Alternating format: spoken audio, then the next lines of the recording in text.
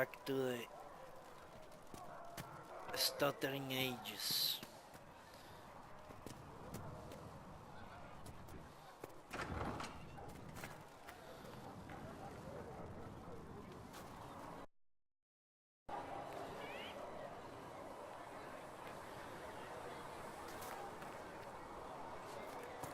You know what? I'm going to hide here.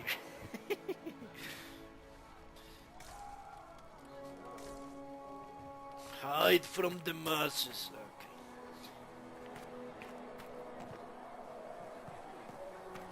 That's her. That's the Herald of Andraste. They said What? when she came out of the Fade, Andraste herself was watching over her. Hush. We shouldn't disturb her. Are they Why serious? did Lady Cassandra have her in chains? I thought Seekers knew everything. It's complicated. We were all frightened after the explosion at the Conclave. It isn't complicated. Andraste herself blessed her. No. Ah, fuck. They actually live. This is going to be awkward. Praise Andraste. No. I need to destroy the chantry. Well, that actually is good if you think about it. I will speak to it later. I believe Seeker Cassandra would like to speak with you. I believe Seeker Cassandra would like to speak with you. Okay.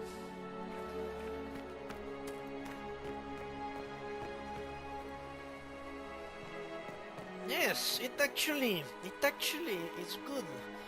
If they believe I'm the Herald of Andraste, I can do horrible shit to destroy their faith in the Andrastian chantry.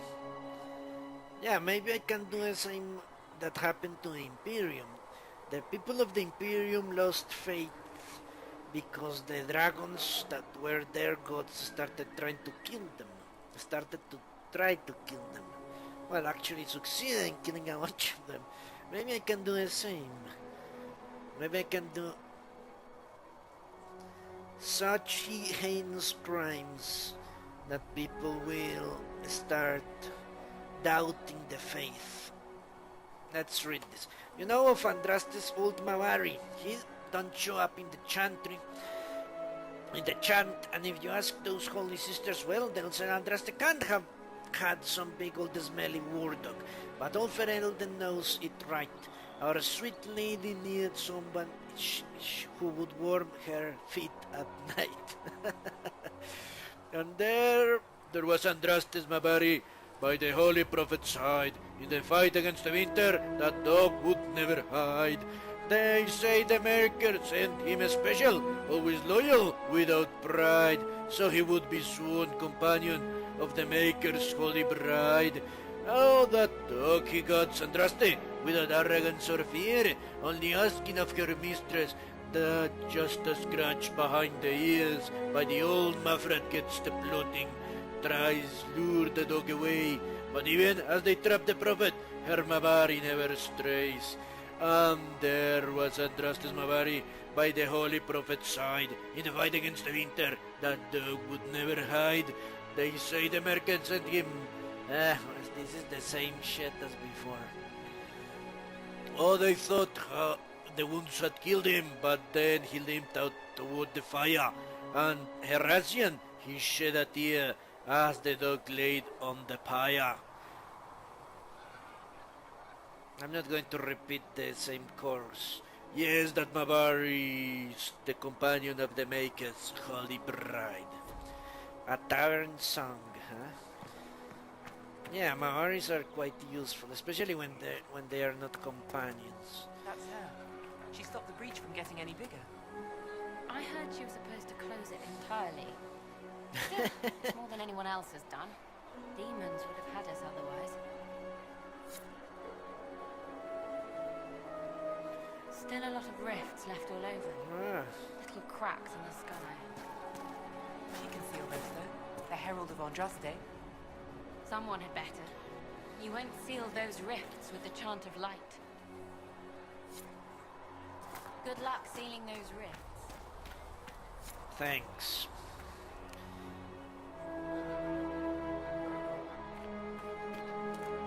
I like these humans bowing down to me. That's how it should be. The Singing Maiden. Have you ever heard? It's... Now let me check. If this is opening codex pages, I won't read it. Or maybe it is not. Where would that be? No, maybe it is not. The Singing Maiden. History, maybe? No. Groups? No. This, more likely than not. No. Places. Makes sense. No. Tales, okay. Andrastes Mavari. So I need to read them the first time, okay. Shit! Blessings of... Okay, let's read.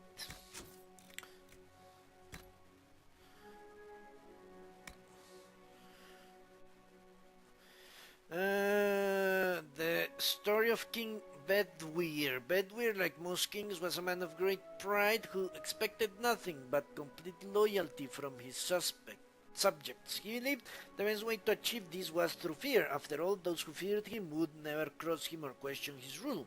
Most importantly, those who feared him would always seek to please him or try to kill him. Bedwyr cultivated terror in his subordinates through the gleeful and unrestrained use of a contraption referred to as the Maiden. The Maiden was a hinged iron casket, as high and wide and deep as a man, with vicious spikes within, meant to pierce through the poor soul locked into it. Bedwyr's Maiden was a prized possession and stood in a place of honor in his throne room, often with a screaming victim inside it. The political rivals suspected assassins, treasonous ministers. The Maiden consumed them all. But as time passed on, more people were given to the Maiden for increasingly trivial offenses. The cook for oversalting the king's food, the page boy for dropping his sword. The Maiden cast a pall over the kingdom, and its people prayed for deliverance from their cruel king.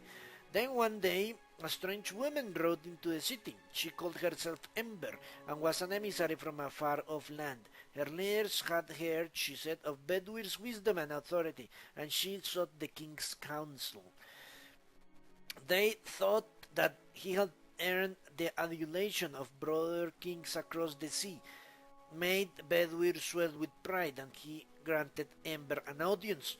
They dined and danced, and through it all Ember flattered and fawned the king. At the end of the night, Ember asked to see the Maiden, the infamous device that had given Bedwyr all his power. The king, giddy with praise, proudly presented the empty contraction. Ember looked at the Maiden, sighed with disappointment, and said, That does not look terrifying at all. It should have been... Imagine the spikes much sharper. Bedwyr grew red at her comment and replied, The spikes are sharp enough. Look at the blood still clings to them. But it is so small. Are only children and women its victims? Bedwyr grew rather still and replied, Of course not. The maiden has about many men. Ember shook her head and said to the king, I do not believe it. Surely no warrior could fear this thing. And a man like yourself, tall and muscled, would not fit within. The king laughed and saw a way to prove the merit of the maiden to Ember. I will show you how easily a man like myself could fit, he said, and then with that he stepped into the vise, but Ember was waiting, and no sooner had Bedwyr squeezed himself into the iron casket that Ember slammed it shut on him. Ember took the maiden with the screaming Bedwyr inside through the castle and down to the city, and the people, finally free from the king's tyranny, cheered and danced to the singing that echoed through the streets until Bedwyr was dead and it finally stopped. Interesting.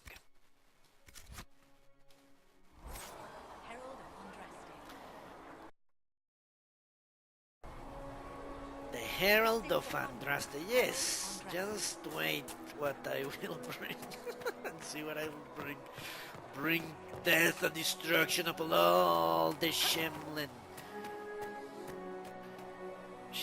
bastards.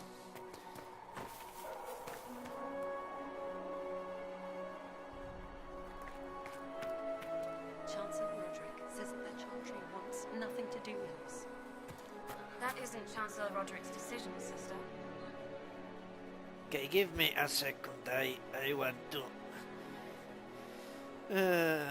do something. Most of the Grand Clerics have died I at the don't know Conclave. Who will lead us now? if my settings are correct. Give me a Andraste didn't moment. have I'll be Grand back in Clerics a telling her minute. what to do.